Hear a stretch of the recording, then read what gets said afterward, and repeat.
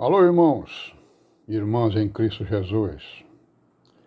Pai, graça e misericórdia, né? Seja com todos nós neste dia, que é o 4 de agosto de 2023.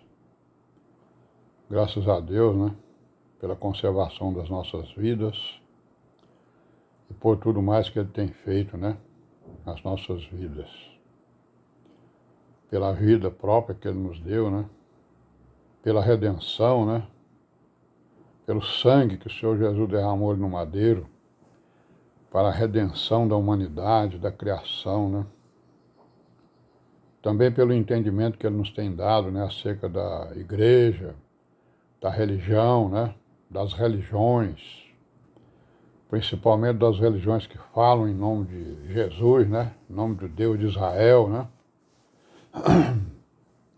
E que torcem exatamente a sua palavra, né? Ao longo dos tempos, né? Tem torcido, pervertido aí o evangelho, a palavra, os ensinos, a doutrina, né? E é exatamente isso que nós estamos fazendo aqui, procurando resgatar um pouco, né, na história de todas essas coisas que aconteceram, né? E que estavam previstas nos profetas, né?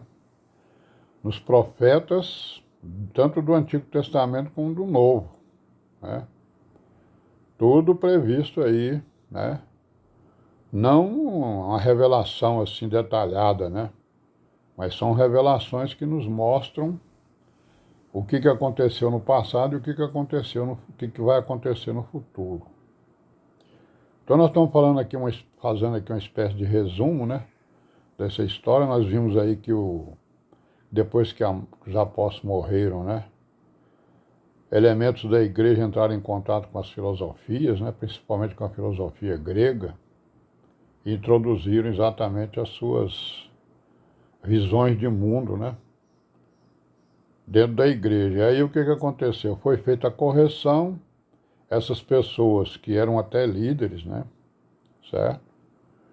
Elas não aceitaram a correção, como não aceitaram a correção dos apóstolos, né? Lá em Atos 15, né? E aí o Senhor Jesus tirou seu castiçal.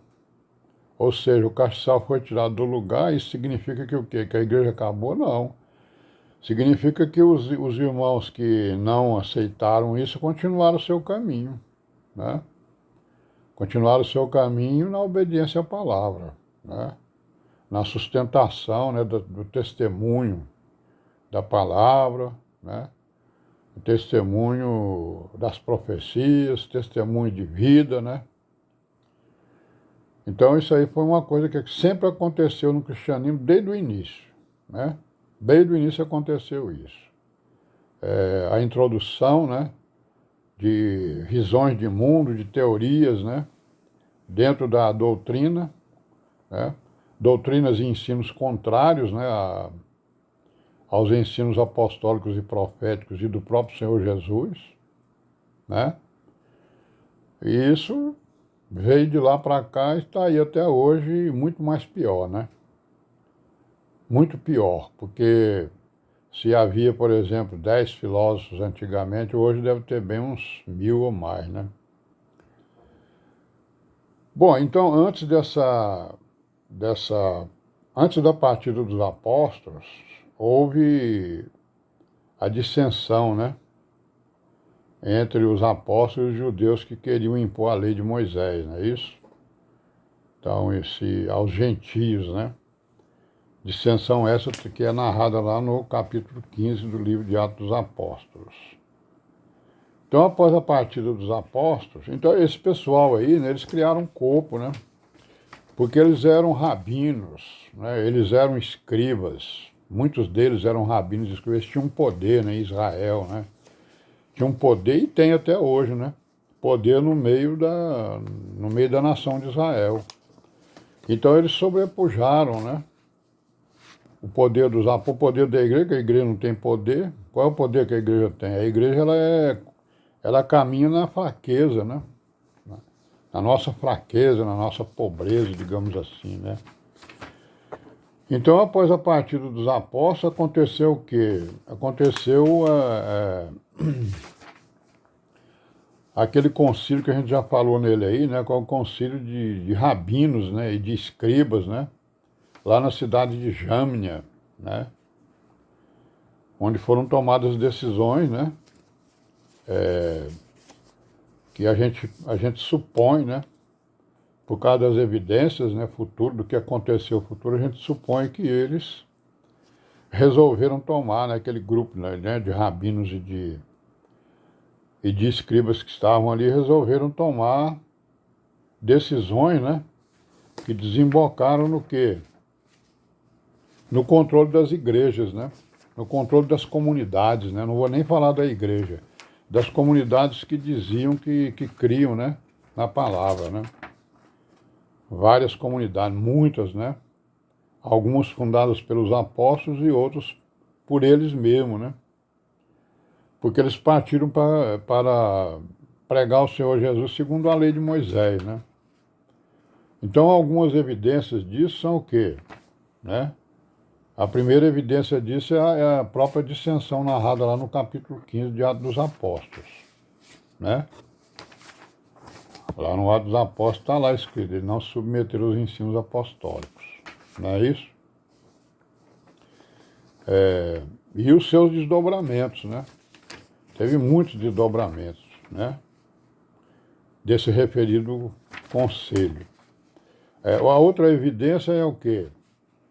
É a disputa doutrinária, né, sobre a celebração da Páscoa.